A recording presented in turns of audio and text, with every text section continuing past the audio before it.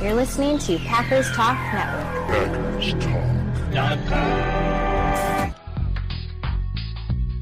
You're listening to No Huddle Radio on the Packers Talk Radio Network, your home for in-depth and thoughtful Packers analysis. I'm your host, Gil Martin. My co-host is my good friend, Sean Tehan. In addition to this show, I write for the PackersPost.com and Cheesehead TV. Sean was a TV sportscaster in Minnesota. We're here to talk Packers because you're all here for one thing, and that's a love for Green Bay football. And Sean, we have a schedule.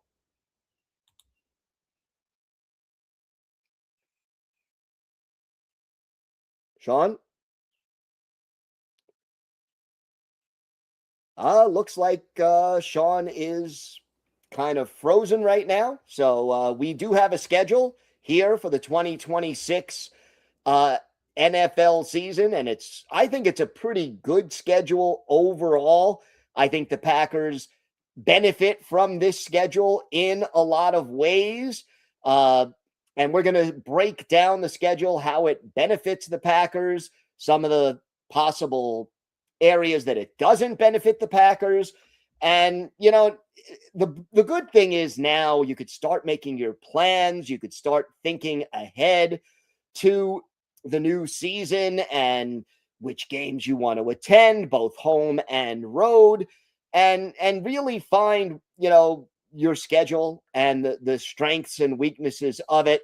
We also, by the way, in addition to the 17-game regular season schedule, we also have the preseason schedule. And Sean, I was saying we now can start making plans, and you know what that means.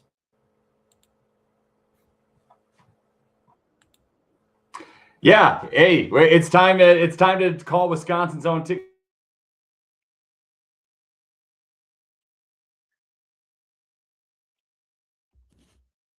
Wisconsin's own Ticket King. They've been powering our show. Again, you can visit their offices in Milwaukee and Green Bay, but the best way to find them is on the web at theticketking.com. That's theticketking.com. And just remember, the Packers schedule is here. So Ticket King, that's going to be your best friend right now. You can watch every episode of No Huddle Radio on Packers Talk Network without internet issues, hopefully, for most people on YouTube. You just go to YouTube, type Packers Talk Network in the search bar. Click on the PackersTalk.com link with the green background and the yellow goalpost. Click on the bell, subscribe, turn notifications on, join the discussion, and chat with us live. Gil, this is show business, baby. This is what happens. We have issues with the internet, but hey, the schedule's here, so now we can finally plan ahead. And Gil, we're going to get to the schedule kind of week by week and everything. What is it that stands out right away with the schedule? The Packers are going to be in primetime quite a bit. It's pretty favorable if you're looking to make some trips to Lambeau later in the year. Overall, I think this actually turned out to be a pretty good schedule for the Packers this year. Yeah, I did too. And I guess the thing that caught my eye, first and foremost, 4 out of the last 5 games are at Lambeau Field. I can't remember the last time that happened. I mean, I remember in the 70s and 80s, it was almost a given that the last 2 games at least were going to be on the road. If you go all the way back to the Lombardi era, they usually went to LA and San Francisco for the last 2 games of the regular season in the early 60s. The league has finally caught up with the fact that it's pretty cool when the Packers are at home in cold weather. Oh, heck yeah. And the thing is, after the bye week, it's a pretty tough stretch, Gil. And we'll go game by game, just going over this schedule in just a bit, in case people don't know the actual schedule for the season coming up. But after that bye week, it's a pretty tough stretch. And it's nice that most of those games will be at home, and also no international games. The Packers have 9 home games this year, and they are all at Lambeau Field in Green Bay / Ashwaubenon, Wisconsin. So that is an awesome thing. International games have not been kind to the Packers. Don't get used to the Packers not playing international games every year. It's going to happen more often where they're probably going to go overseas or abroad at least one game a year. But hey, it's nice though when your season ticket waiting list is in such great demand, and then when the Packers are the visiting team, they usually fill up opposing stadiums because there are so many Packer fans everywhere. So I like that there's no international games, and I like that even though the tougher end of the schedule is at the back end of the season, that's good because of a couple key players coming back and Micah Parsons and Tucker Kraft from the ACL tears. It's huge that the tougher games are later when Parsons and Kraft are expected to be back. Yeah, it definitely helps. And then the other thing, we have 9 home games and 8 road games. The first 2 games are on the road. You get through those 2 games. If you come out of them 2-0, and I think it's possible based on who the opponents are, you come out of those games 2-0 and you have 9 home games and 6 road games the rest of the way. That would be and you're getting back your Micah Parsons and your Tucker Krafts and all of those guys. That can really be a great way to start the season if the Packers can get off to the quick start. And essentially, the last 5 games of the year, 4 of them being at home, that road game is in Chicago. It's pretty much, there's very little travel that's going to be happening for the Green Bay Packers for that back half of the year or that back end of the season. And it's going to be really nice that you want to be playing your best football at that time. And who knows, like the NFC North is expected to be pretty competitive, Gil, and playing so many games at home that late in the year, that could be critical. That could be the difference between them going on the road in the playoffs or hosting a playoff game or even grabbing a playoff spot and not having a playoff spot. It could be a significant factor, just that home stretch in December and January when you want to be playing your best football. Gil, let's just real quick, let's just go with let's reveal the first 10 games of the season before the bye week, just in case anyone who's listening or watching doesn't have that handy. Week 1, they open September 13th, Sunday, September 13th at Minnesota, 3:25 p.m. kickoff. Week 2, September 20th against the New York Jets. Jets had the number 2 pick last year, a team in full rebuild mode, an absolute must-win for the Packers early on. Week 3, first home game of the year at Lambeau, Thursday Night Football, September 24th against the Falcons. Week 4 then, October 4th, that's a Sunday. That will be at Tampa Bay against the Buccaneers. Week 5 at home against the Chicago Bears. Week 5, October 11th, a 3:25 p.m. kickoff. Week 6, they will be hosting the Dallas Cowboys on Sunday Night Football on October 15th. Micah Parsons facing his old team once again. Last year, remember, they had that epic tie at 40 to where it's like the tie actually ended up helping the Packers last year get a playoff spot. Week 7, they travel to the Motor City to play the Detroit Lions on October 25th, a 3:25 p.m. kickoff. Week 8, Thursday Night Football, back at home against the Carolina Panthers. That's on October 29th. Week 9, November 8th, they will be playing the New England Patriots in Foxborough, the defending AFC champions. That's a 3:25 p.m. kickoff. And then week 10, back home at Lambeau Field against the Minnesota Vikings, noon kickoff on November 15th. That's their last game before the Week 11 bye. So, Gil, you got 10 games before the bye. They had an earlier bye week last year, which we absolutely despise. This is a little bit later of a bye week. In my ideal scenario, I think after a Week 8 or Week 9 bye, I feel like is more ideal. But I will take a Week 11 bye. I'd rather take a bye week later in the year than earlier in the year. I prefer the late bye. Week 11 is fine, especially because the following week, I think the NFL did something stupid, but that's we'll get to that in a sec. Yeah, we will get to that in a second, but I think there was a necessity for that bye in Week 11. What stands out with this first half of the season before the bye week, Gil? I'm surprised that the Packers are slated for 2 Thursday Night Football games. And remember now, if Amazon and Thursday Night Football, the NFL can flex these games out ahead of time now. They can flex Thursday night games, which is kind of silly in my opinion. But they try not to do that. But Al Michaels got upset about calling really crappy games on Thursday Night Football. So I think that's just kind of the way to appease the legendary broadcaster. But besides the 2 Thursday Night Football games, all at and the Sunday Night Football game, all at Lambeau Field. What else stands out to you? Well, that's big. Both Thursday night games being home, to me, is very big. And then, we talked a little bit about maybe Tucker Kraft and Micah Parsons either not being ready or not being 100% for the first few games, maybe on a play count when they do come back. The early part of the schedule is easier. Mm-hmm. And I think, opening against teams like the Vikings, the Jets, the Falcons, and then the Bucks, like you could go 3-1 in those games, even though 3 out of the 4 are road games, and maybe even 4-0. But let's take it one step at a time. Yeah.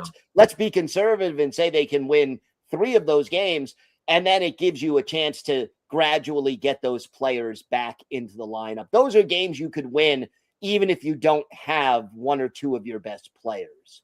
Ideally, if you split 2 of those first 4 games, that's a win. I mean, you got to be playing your best. You don't want to be playing your best football in September. You want to be playing your best football in December and January, then hopefully into February as well. Yes.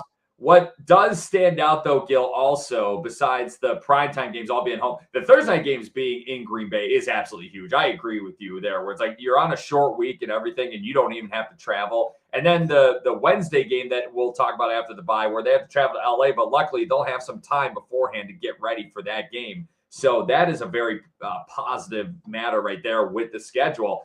But the first 2 games being at Minnesota and at the Jets, and I point those out because both those teams have turf. A lot of injuries have happened on those fields. Tucker Kraft is supposedly going to probably be back by week. He could be back by the start of the season.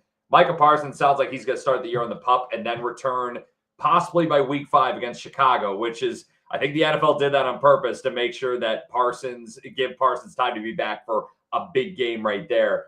I like that those 2 games are the first 2 games of the year for the Packers, because if I'm them, you got Tucker Kraft and Micah Parsons coming back from ACL tears. I am not playing either of those guys in those first 2 weeks. Yeah, no, you don't want to be on those surfaces. They're just not injury-friendly surfaces. And I think it works out really well. And then your next game after that, kind of a mixed bag. I would much rather travel to Tampa in November or December than in week 4. But again, 4 out of your last 5 at home, I'm not getting all that picky. Tampa, though, the thing is, Tampa, always going to Tampa scares me, because it doesn't matter who the quarterback is, doesn't matter what kind of team the Packers have. They always stink in Tampa. They always do. Especially in September when it's still pretty hot and humid there. Tampa, and typically it seems like the Buccaneers with Baker Mayfield play their best football in September and October. I'm not really guaranteeing that a win as much as other people are, especially the kind of slide Tampa took at the end of last year where they missed the playoffs. I understand that, but that's not gonna be a gimme, man. Like that's gonna be a lot tougher than you think. And it's just, I remember years ago when Rodgers was quarterback in the Packers, and Josh Freeman made his first start for the Tampa Bay Buccaneers. They were 0-7. The Tampa Bay Buccaneers were. And Tampa was trailing by a lot in that game, and then they ended up winning by 10. And it was a sloppy game. Rodgers threw, and I believe Aaron Rodgers, he's only thrown like 4 or 5 pick sixes in his entire career, and 2 or 3 of those have been in Tampa. So weird things happen in Tampa for the Green Bay Packers all the time. But just going down the list, though, Gil, Chicago and Dallas is going to be pretty tough back-to-back games, I think. And again, it's helpful that those 2 games are at home, and then you got to go to Detroit. And then you're at home against Carolina, who did win the NFC South last year. They look like a team that's kind of trending upwards. It seems like they've gotten things together in a way, but that still should be a very winnable game. And you got to think the Packers last year losing at home to them, they're going to be thinking about that too. Where it's like, yeah, we can't take these guys lightly because they beat us on our own turf last year. And then you go to New England in week 9 on November 8th against the defending AFC champion Patriots. That's a pretty tough stretch in the first part of the year. That could be early on a good measuring stick for the Packers to see how they fare in that stretch. It is a good measuring stick. And, in Detroit is never easy. At least we have Carolina at Lambeau. So I think, and on Thursday night. So again, always a bigger home field advantage on a short week. And, at New England is definitely tough. We'll see whether their coach is still standing by then, but no comment on anything more than that. Yeah, if you want to know about Mike Vrabel, just do a quick Google search and you'll know all you need to know about what Gil's talking about. But yeah, that 5-week stretch though, Gil, I feel like if you can muster a 3-2 record, if you can get 3 wins in those 5 games against Chicago, Dallas, Detroit, Carolina, and New England, I think that's pretty successful. That especially that early in the year, you're going to be month of October into early November, and then you have at home against Minnesota, which is critical because, hey, Minnesota, you never know. With Kyler Murray now starting at quarterback, he's always really good to start the year. New Call of Duty video game comes out. Kyler Murray isn't really the same player. So the first game of the year being at Minnesota kind of scares me just because they'll have a full offseason. They'll be fully healthy. Kyler's usually at his best in September. But then playing against Kyler Murray potentially in mid-November, oh, I like that, baby. I like that a lot at Lambeau Field. Yeah, I like that as well. Let it be cold. Let it be, let it be windy, and let him suffer. Yeah. Absolutely. So the Packers will have their bye week again, week 11, and it's a shorter bye. It's a 10-day bye where they will play that Sunday, November 15th, and then they return to the field on Wednesday, November 25th. They will be in LA playing the LA Rams, who were so close to getting to the Super Bowl last year. I think they are definitely a Super Bowl contender again this year. That's a very good team. A team, though, that Matt LaFleur has done very well against. He's 5-0 against Sean McVay, 5-0 against the Rams as the Packers head coach. But this is the first Thanksgiving Day Eve game in NFL history, and it's going to be on Netflix. It's a primetime game. Gil, you and I both feel the same way. Was anyone asking for a day before Thanksgiving game? I Yes. wasn't. Netflix. That's who was asking for it. I mean, it's ridiculous. I don't understand why we need a Wednesday night game. Mm-hmm. Yeah, during COVID, I got it because you're just trying to find days where everything could work. But, now, no, there is no need for this. People, the night before Thanksgiving, a lot of college kids are flying home or coming back from school. You're cooking. I don't know. It just seems to me you got 3 games already on Thanksgiving. It used to be 2. Now you've got a Wednesday night game on Thanksgiving Eve.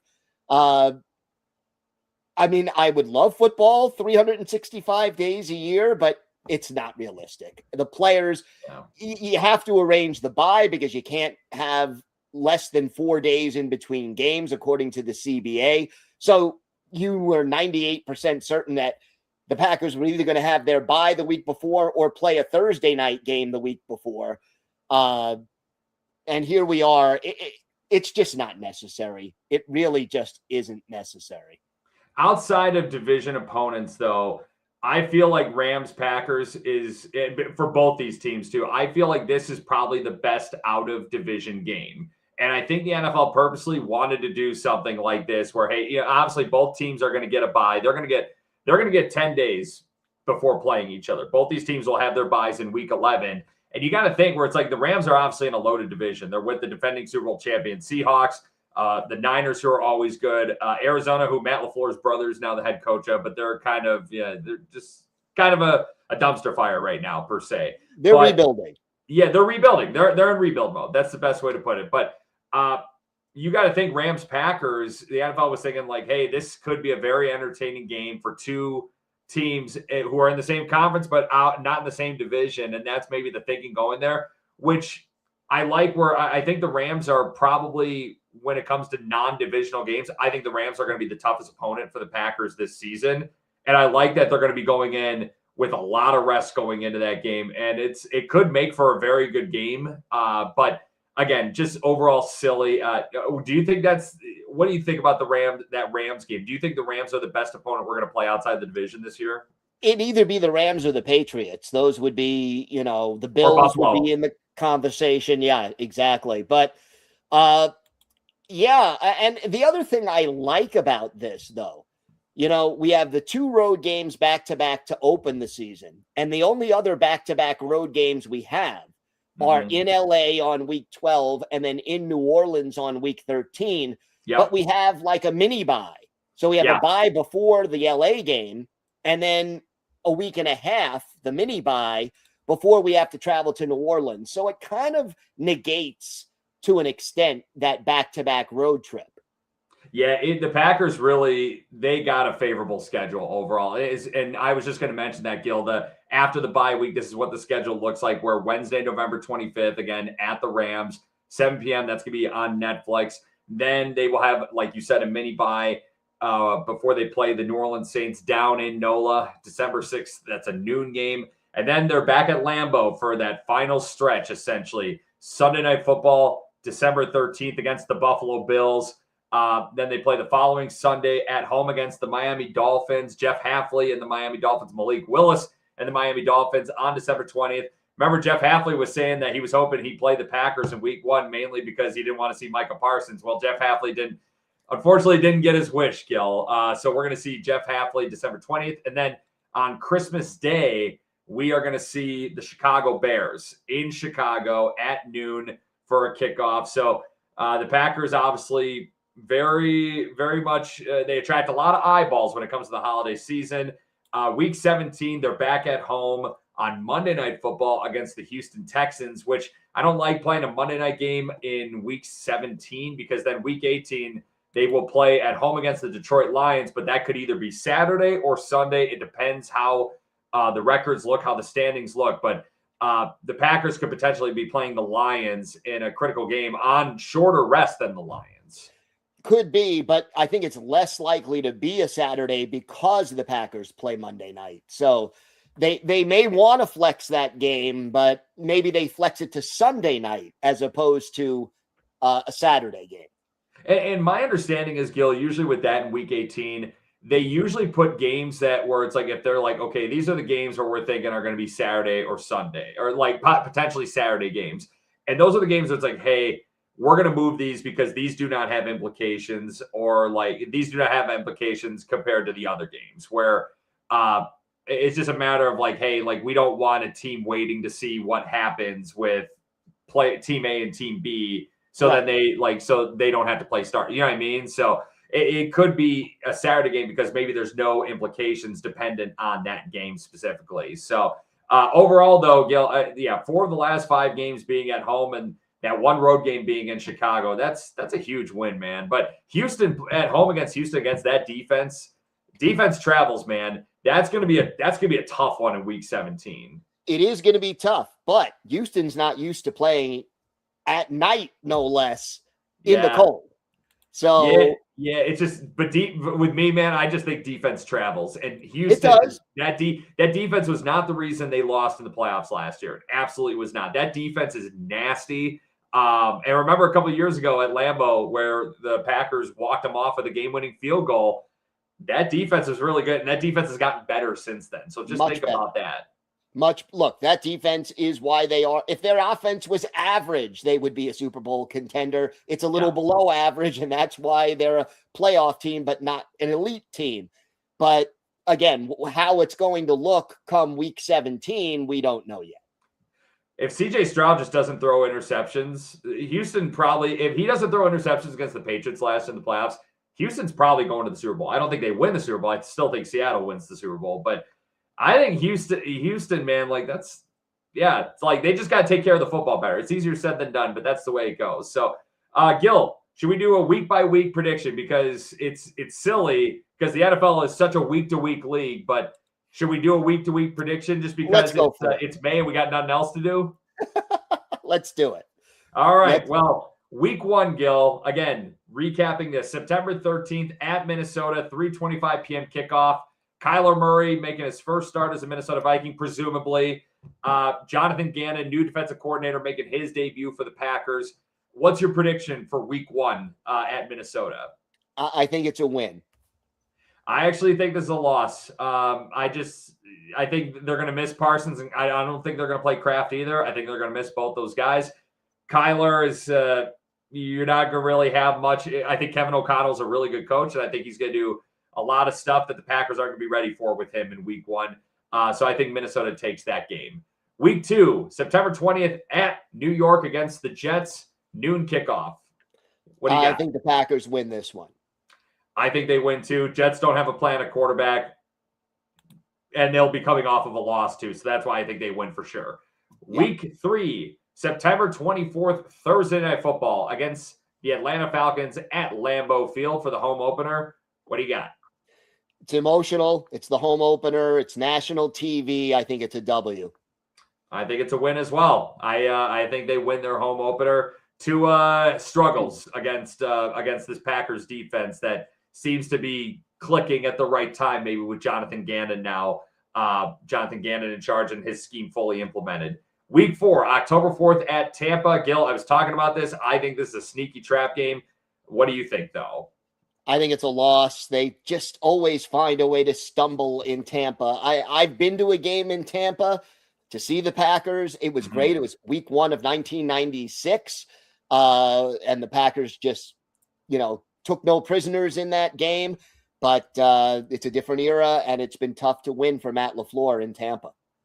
It's not even Matt LaFleur. It's just the Packers in general. No one has really cracked the code. Even when they've won games down there, it's always been sloppy. It's never clean. Like, just count on this game being really sloppy. I think the Packers do lose this game, and Baker Mayfield in Tampa typically plays their best football early in the season, so I think we catch them at the wrong time.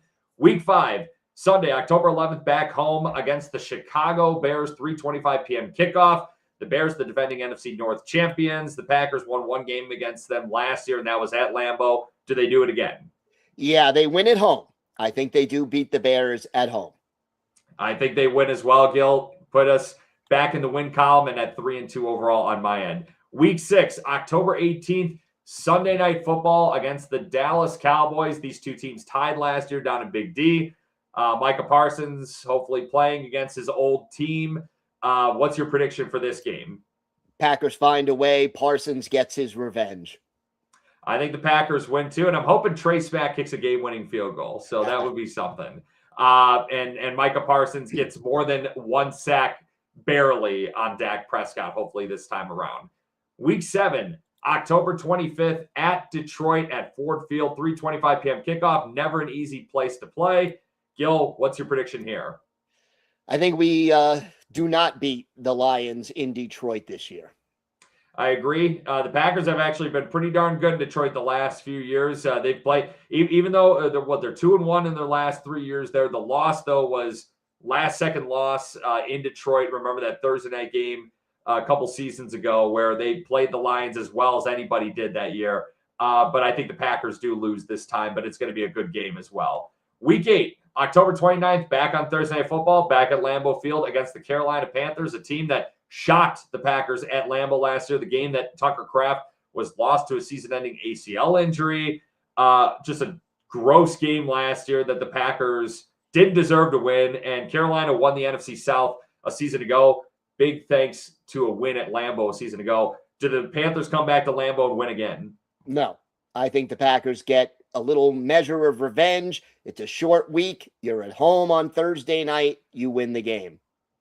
I'm with you. I think the Packers remember what happened last year. They don't take these guys lightly, and hopefully Matt LaFleur stops throwing screen passes to Savion Williams that gets stuffed for 4 yards behind the line of scrimmage, and stop running inside zone on 3rd and short, 4th and short. I think the Packers will learn from their mistakes from last year, and they'll beat this Panthers team this upcoming season. November 8th at New England, the Patriots, the defending AFC champions, 3:25 p.m. kickoff. Gil, what do you think here? Tough to go win in New England. I think the Packers will fall just short in a very competitive game.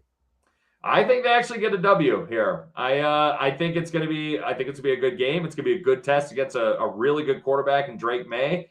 But I think they get a win in New England, and they kind of create some headlines where it's like, hey, we're here, man. We're here. We're ready. So I think they win in New England.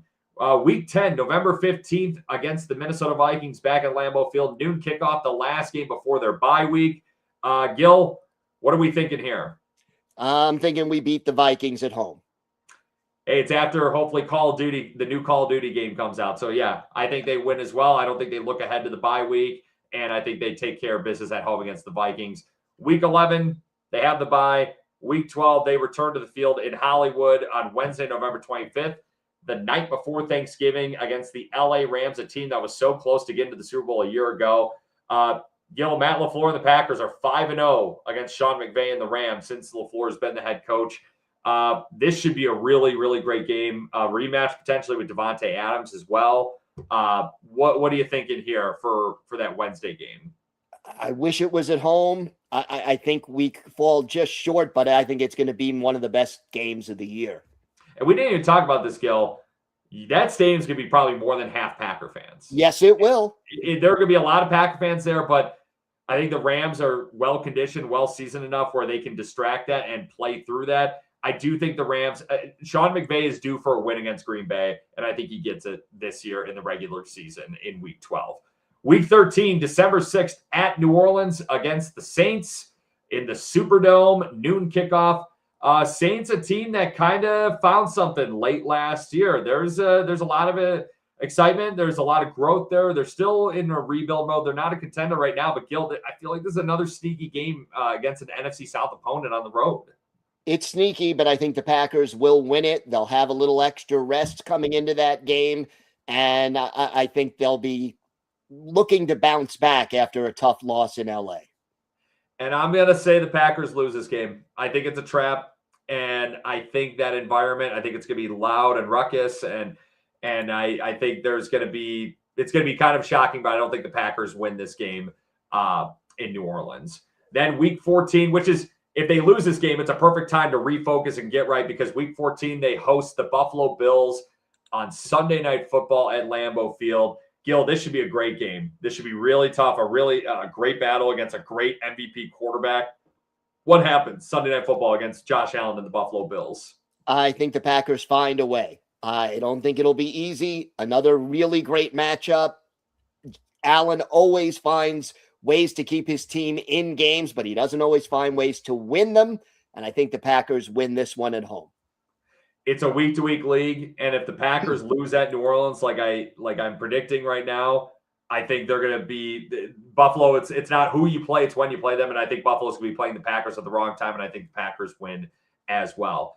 Week 15 at home, December 20th, noon kickoff against the the Miami Dolphins.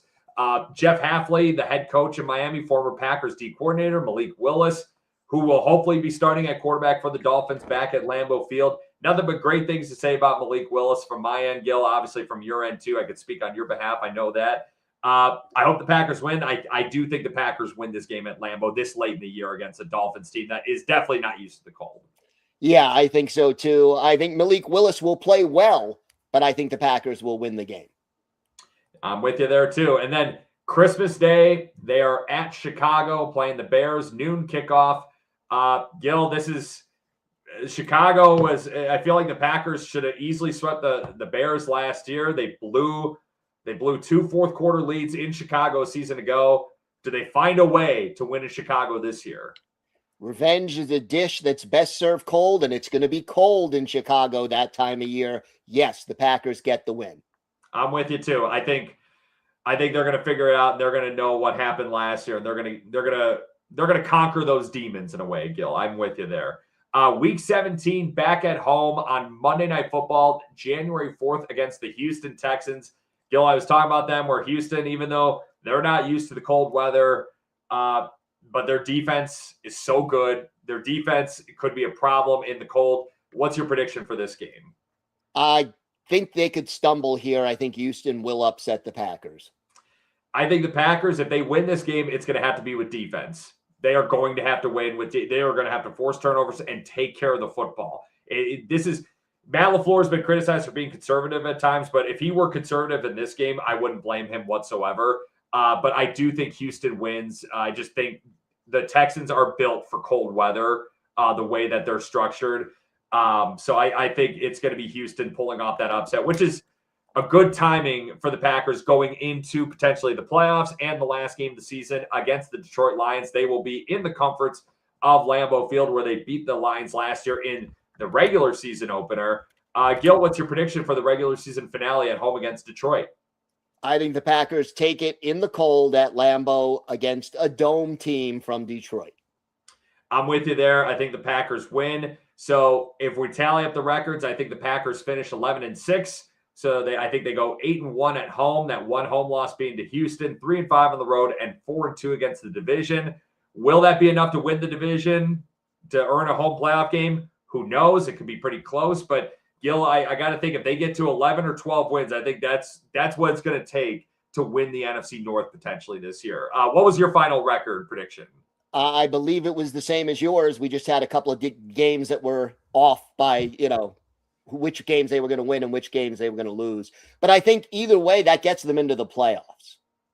Yeah, and it should. You would think so. That extra playoff spot's been huge. Obviously, ask the Packers. They've been the 7th seed each of the last 3 years. But it'd be nice to get the division, to win a division title this year, just to get a home game at Lambeau Field for this crew. And this is the time where it's like it's time right now. Packers been the youngest team in football the previous 3 years. Now they're much older with some new additions to this squad.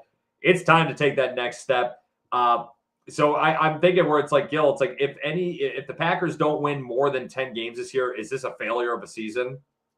It's a disappointment for sure. I mean, look, it depends. If Jordan Love, heaven forbid, goes down with an injury in week 3, all bets are off, right? I mean, yeah, you don't know how the year is going to play out. But assuming most of your major players stay healthy, and last year they did not, yes, I think less than 10 wins is a major disappointment. Yeah, Jordan Love and Michael Parsons, those are the two guys right there that you need. But Zach Tom proved to be incredibly important. Tucker Kraft is obviously incredibly important. Christian Watson's incredibly important. Xavier McKinney, incredibly important. It just, there are some guys where it's like, yep, you cannot afford to lose some players on this team. Packers have a lot of talent. It's just a matter of putting it together and finally getting over the mountaintop per se. Gil, we're not going to do any trivia, but wrapping up, obviously, you got a lot of content that you can write about on Packers Post and Cheesehead TV. What do you got cooking for the fans and the readers? Well, over at the Packers Post, I did an article on the offensive line and how the Packers are actually counting on all 5 starters to be better than they were a year ago in order for this line to live up to its potential, let's say. And makes me a little uneasy, to be honest with you. Either they're coming back from injuries or they're learning a new position or they need to be better than they were in the past.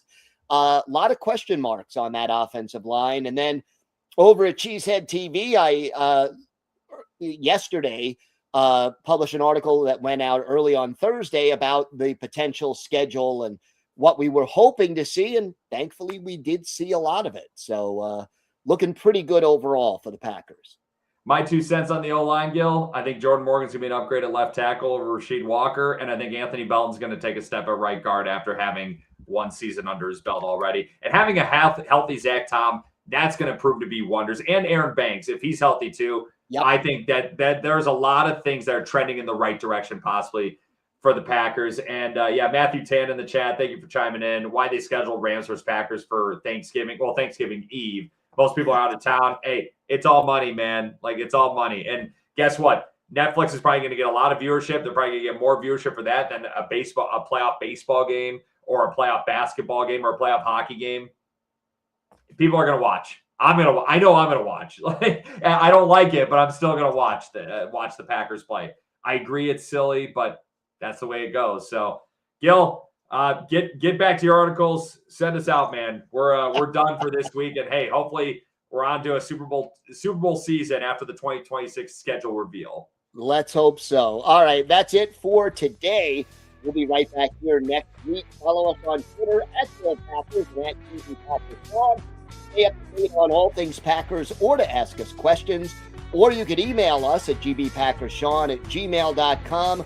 Make sure you're subscribed to Packers Talk on iTunes, Google Play, Spotify, YouTube, or wherever you get your podcasts. Big thanks to PackersTalk.com for powering our show. Thank you for listening. Until next time, go Pack Go. Go Pack Go.